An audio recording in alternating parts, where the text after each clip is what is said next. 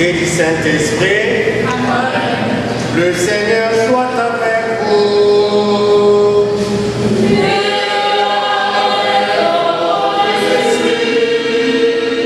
Bien-aimés dans le Christ, shalom. Shalom. Shalom. Shalom. Alléluia. Alléluia. Aujourd'hui, nous célébrons les 6e dimanche des Pâques. Les textes liturgiques de ce dimanche nous préparent déjà à la Pentecôte.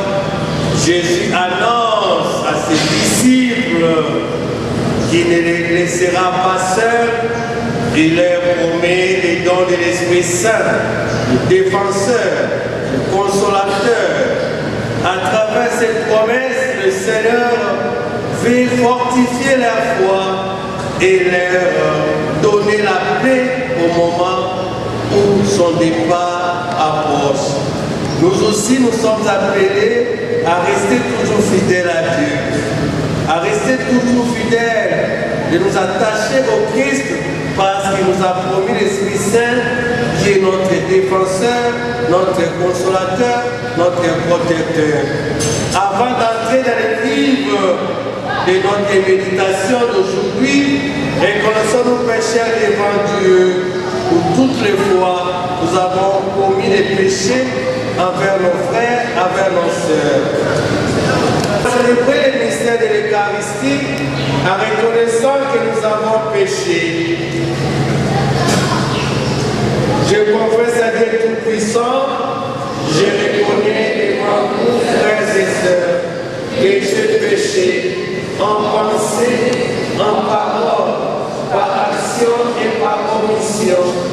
Oui, j'ai vraiment péché. Heureuse Vierge Marie, les anges et tous les saints, et vous aussi, frères et sœurs, de prier pour moi, le Seigneur notre Dieu, que Dieu Tout-Puissant nous fasse miséricorde, qu'il nous pardonne nos péchés et nous conduise à la vie éternelle. Amen.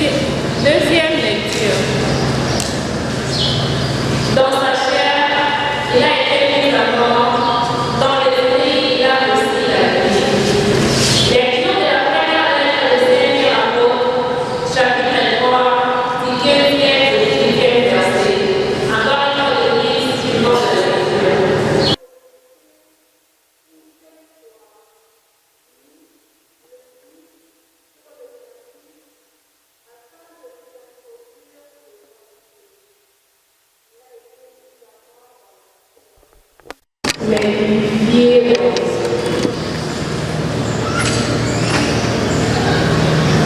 Parole du Seigneur.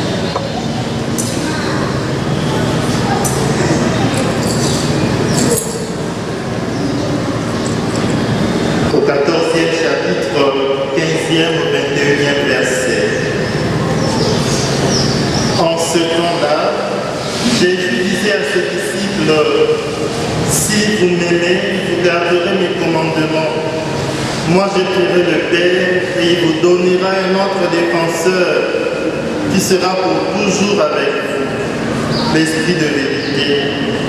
Lui que le monde ne peut recevoir car il ne le voit pas et ne le connaît pas. Vous, vous le connaissez car il demeure auprès de vous et il sera en vous.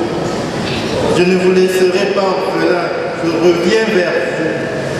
D'ici peu de temps, le monde ne me verra plus. Mais vous me verrez vivant et vous vivrez aussi.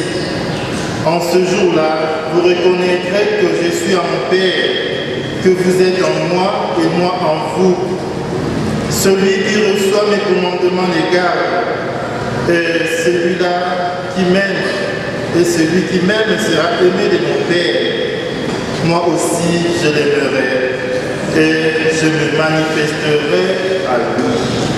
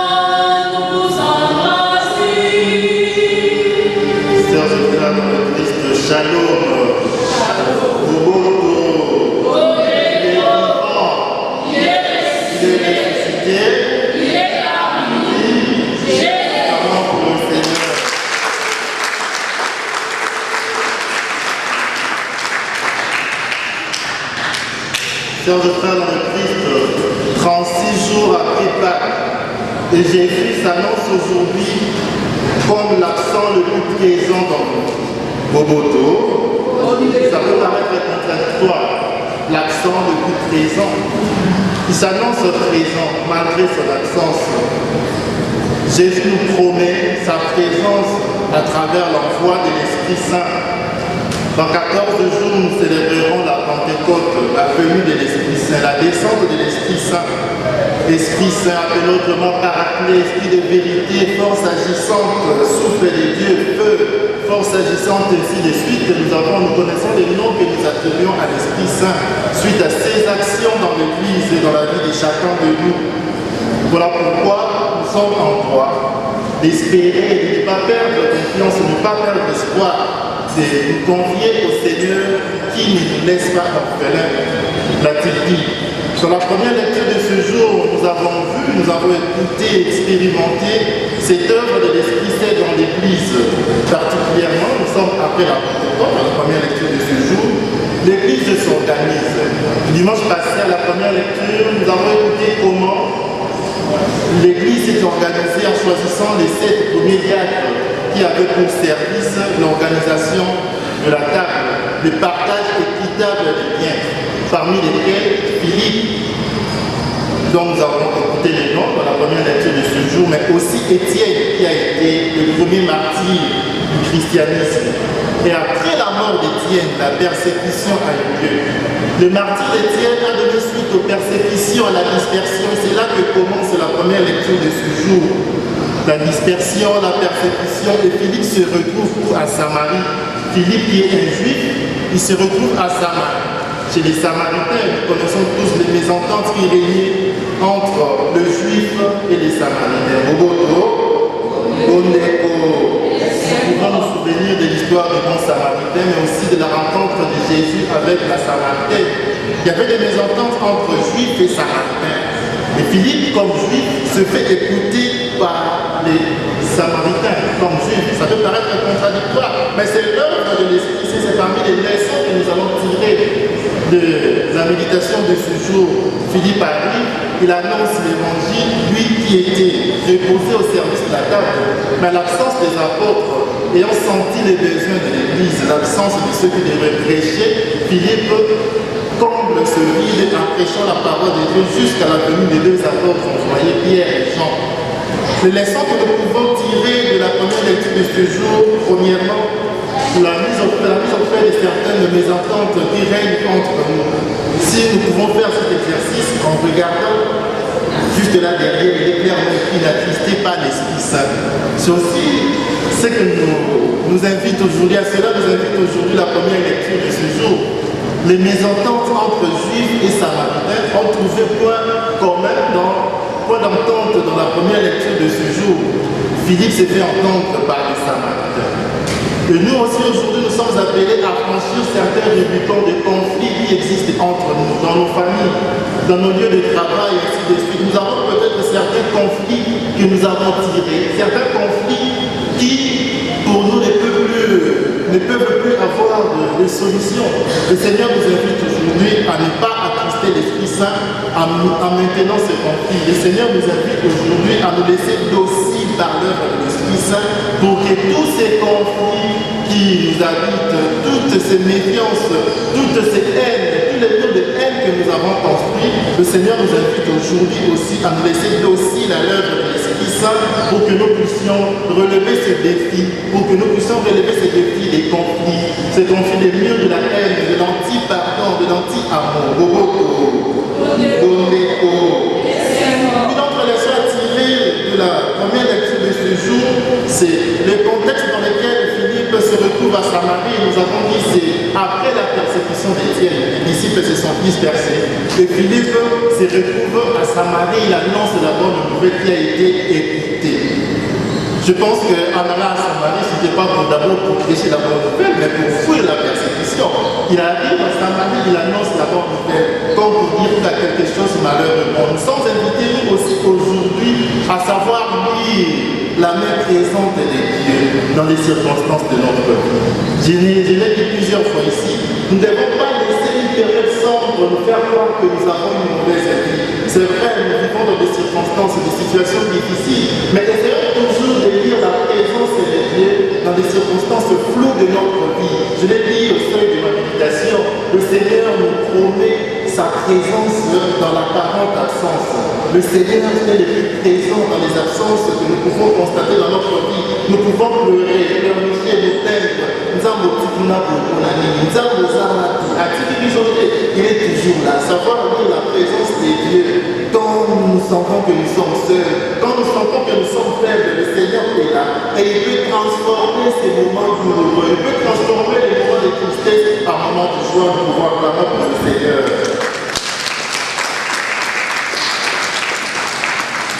Et la troisième leçon que nous pouvons tirer de la première lecture de ce jour, nous avons dit que Philippe était diacre, choisi pour la distribution des biens.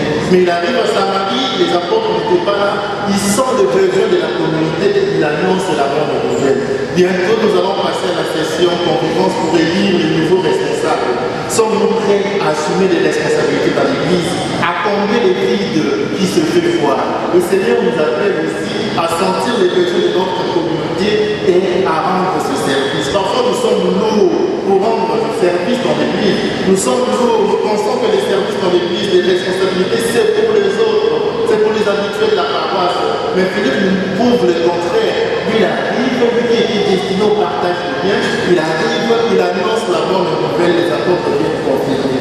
Nous sommes appelés à nous laisser fragiles, à nous laisser aussi à l'œuvre de l'Esprit Saint, un Esprit Saint qui est exigeant aussi pour notre vie. Ce que nous avons écouté dans la deuxième lecture de ce jour. Pierre s'adresse à une communauté minée par des persécutions aussi, calomniée, comme nous aujourd'hui nous faisons l'expérience aussi des calomnies. L'Église est critiquée à chaque fois que les gouverneurs prennent des décisions sur des problèmes politiques. Nous voyons comment les cardinals, les évêques et tous les autres sont critiqués jusqu'à aller au pape même. Et nous aussi à l'église de Kinshasa, nous avons des pasteurs qui nous critiquent, qui pensent que l'église catholique est la salle d'entente pour l'enfer, et ainsi de suite. Nous, là aussi chrétiens, nous pouvons faire l'expérience de ces calomnies. Vu la Bible change dans la vérité. Vu la Bible dans la passe, les gens d'ailleurs ont consacré une expression aux âmes. Nous, chrétiens, aux âmes, nous pouvons jeter notre foi aussi. Nous pouvons être tentés à retrouver d'autres espérances, à mettre notre confiance ailleurs. Mais Pierre nous invite aujourd'hui à garder vive notre espérance, à ne pas rejeter notre espérance. Comment le faire? Nous devons le faire par une vie cohérente, une conscience droite, et nous laisser, comme je l'ai dit, docile à l'œuvre de l'Esprit Saint. Ne pas attrister l'Esprit Saint, bien se comporter, bien se conduire, pour que les gens ne puissent pas dire que la ressemble et la peau la vie. C'est de cette manière que nous allons nous aussi rendre raison de l'espérance que nous avons reçue. L'espérance que nous avons reçue, c'est l'Esprit Saint qui est en nous, qui agit en nous et faire preuve toujours de cette présence de l'Esprit Saint dans nos vies, dans tous les détails de notre vie. Shalom. Et dans l'évangile de ce jour, le Seigneur lui-même nous promet la venue de l'Esprit Saint. Il nous a clairement dit qu'il ne nous laisse pas orphelins. Il a utilisé quelques expressions pour désigner cet Esprit Saint. La première expression, c'est le mot paraclet.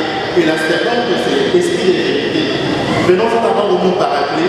C'est un langage juridique de l'Antiquité. À l'époque, les plaignants, les accusés n'avaient pas droit à un avocat. Ils devaient se défendre seuls. Et lorsqu'ils se sentaient coincés, et si quelqu'un de la foule, quelqu'un d'honnête, quelqu'un estimé de tous, se levait et se mettait auprès de celui-là, celui qui était accusé, tout le monde devait se soumettre et reconnaître l'innocence de celui qui était accusé. C'est celui-là qu'on appelait les paraclés. Et le Seigneur nous invite, nous annonce la venue de ces paraclés, celui qui viendra se mettre à côté de nous. Les paraclés, c'est comme l'avocat qui viendra à côté de nous pour nous soutenir dans les moments difficiles, pour nous soutenir lorsque nous nous sentons coincés. Confions-nous toujours à cet Esprit Saint pour qu'il nous aide à bien discerner, pour qu'il nous aide à ne pas jeter notre foi, pour qu'il nous aide à rester ferme dans notre foi.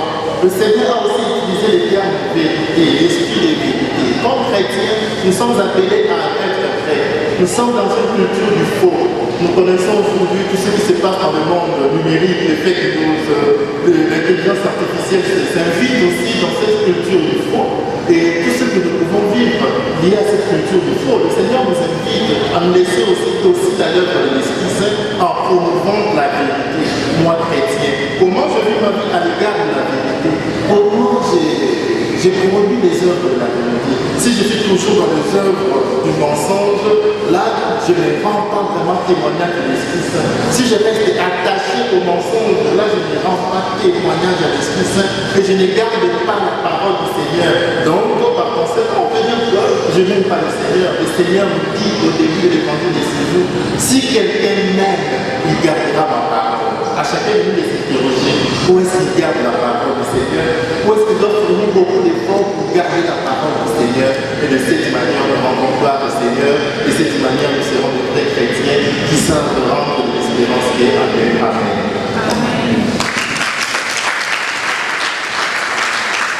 Lèvons-nous pour professer notre foi.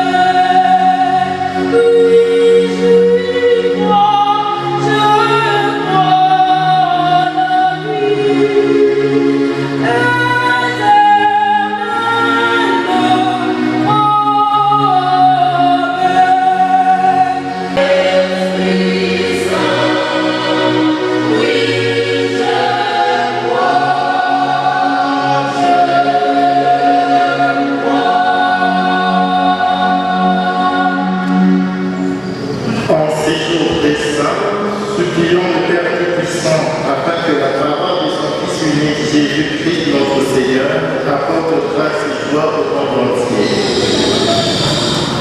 Pour nos pasteurs, les papes, les évêques, le prêtre et les diacres, afin que leur vie soit conforme aux exigences de l'Évangile pour l'édification du peuple de Dieu, prions le Seigneur.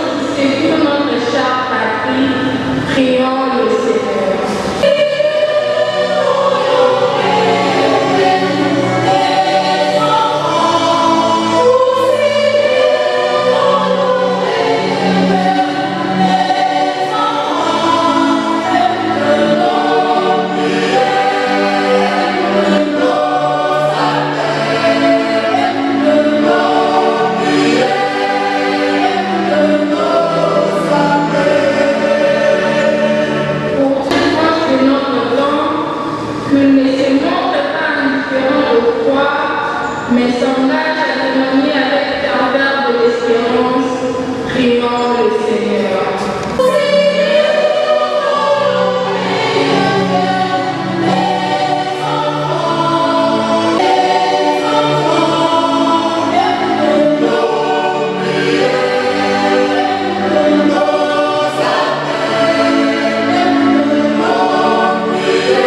Pour tous ici rassemblés, afin qu'à l'exemple de nécessité qui a ouvert tout grand les portes du sépulcre, nous ouvrions nos cœurs aux besoins de personnes défavorisées et sans défense, prions le Seigneur.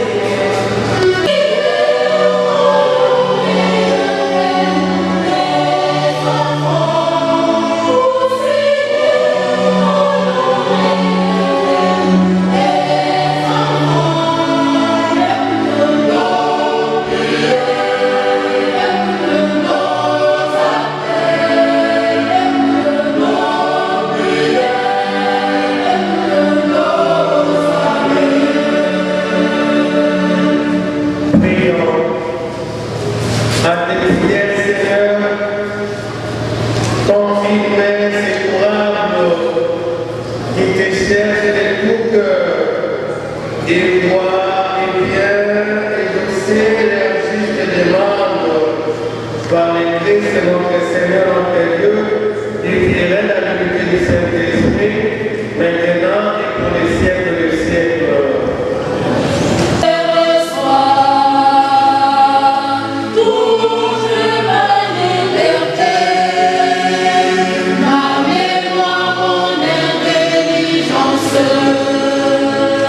Donne-moi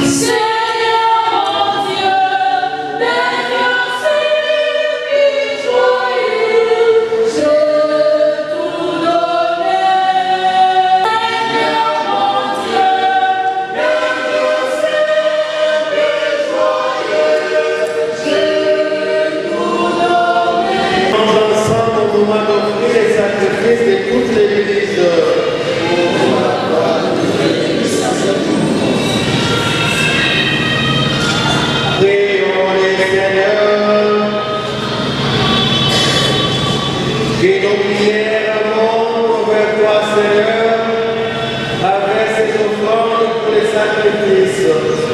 Par ta bonté, purifie-nous, et nous serons mieux préparés au sacrement de ton amour infini. Par le Christ de notre Seigneur, notre Dieu, il vient la l'unité du Saint-Esprit, maintenant et pour les siècles de siècles. Amen. Le Seigneur soit avec vous.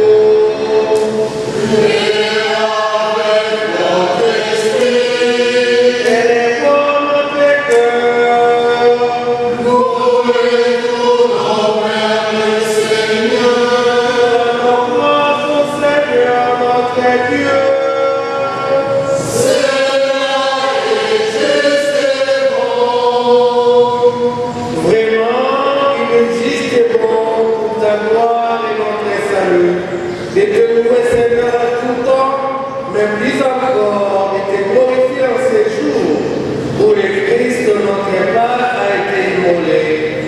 Grâce à lui s'élèvent les enfants de lumière pour une vie éternelle, et les portes du royaume des cieux s'ouvrent pour accueillir les croyants.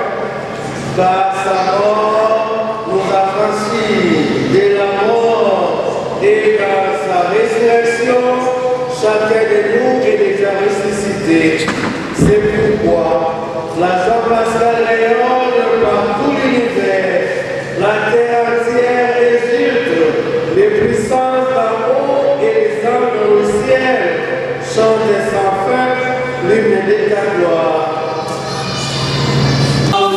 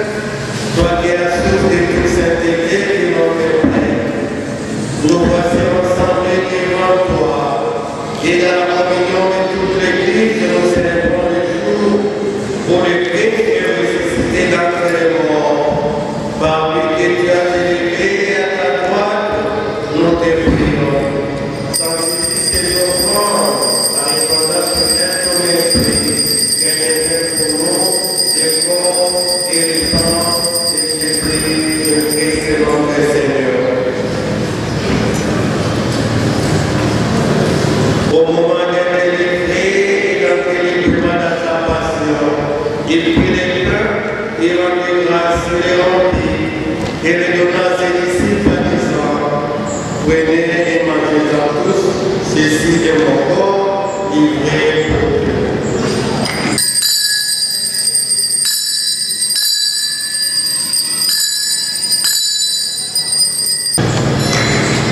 De même, après les repas, il prit la coupe. De nouveau, il rendait grâce et la donna à ses disciples en disant, prenez et buvez-en tous, car ceci est la coupe de mon sang, le sang de l'alliance nouvelle et éternelle, qui sera versé pour vous et pour la multitude, en rémission du péché, vous ferez cela en mémoire de moi.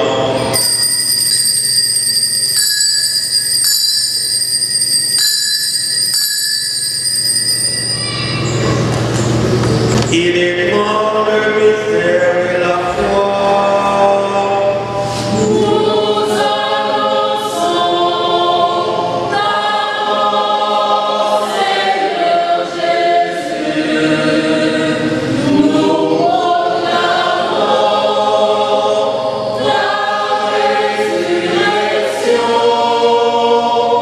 Nous attendons ta venue.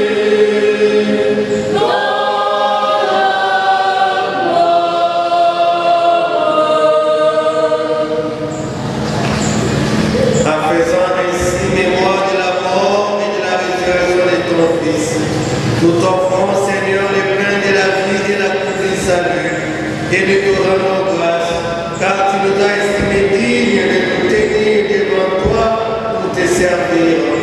Humblement, nous te demandons qu'on ne ait pas à mort et au sang de Christ, nous soyons rassemblés par l'Esprit Saint en un seul corps. Souviens-toi, Seigneur, de ton Église répandue à travers le monde. Fais la grandeur de ta charité. En union avec notre pape Léon, notre archevêque fidèle à Congo-Bichou, et tous les évêques, les prêtres et les diacres. Souviens-toi aussi de nos frères et sœurs qui se sont endormis dans l'espérance de la résurrection. Et souviens-toi de ta lumière de tous les défunts, accueille-le dans la lumière de ton visage. Sur nous tous enfin, nous implorons ta bonté. Permets qu'avec la Vierge Marie, la bienheureuse Mère de Dieu, avec Saint Joseph son époux, les apôtres et tous les saints, bienheureux Isidore Bapanta, bienheureux Anoïte, qui ont fait ta joie au nom des âges, nous ayons part à la vie éternelle et que nous chantions ta louange et ta gloire par ton Fils Jésus le Christ.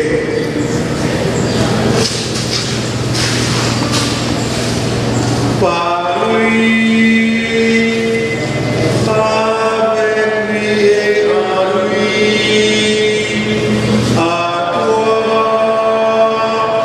Dieu le Père Tout-Puissant, dans l'unité du Saint-Esprit, tout honneur et toute gloire, pour les siècles des siècles.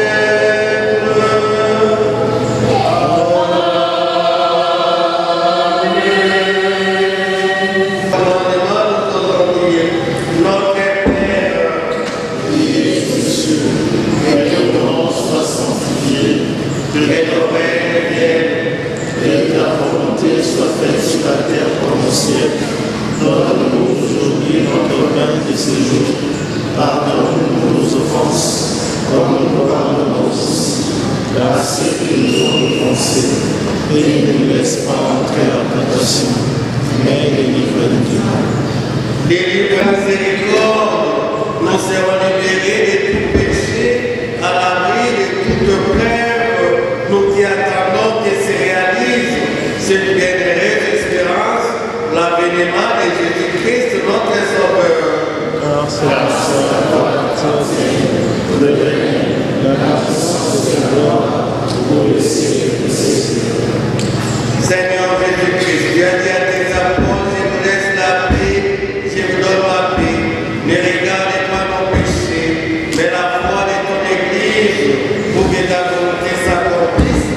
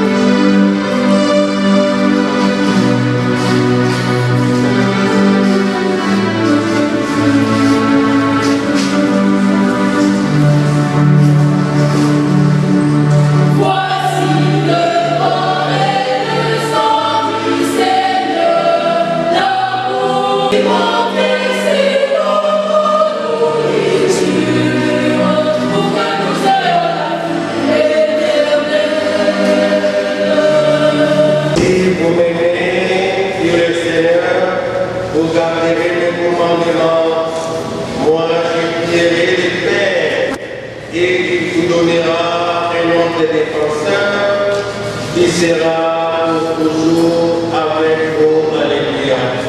Le Seigneur soit avec vous. Prions le Seigneur. Dieu éternel et tout-puissant, dans la résurrection de Christ, tu nous recrées pour la vie éternelle. Mais tu pries pour les fruits du sacrement pascal. Répands en nos cœurs la force de cette nourriture qui apporte le salut. Par le Christ notre Seigneur, notre Dieu, qui dirait dans l'unité du Saint-Esprit, maintenant et pour les siècles des siècles. Amen.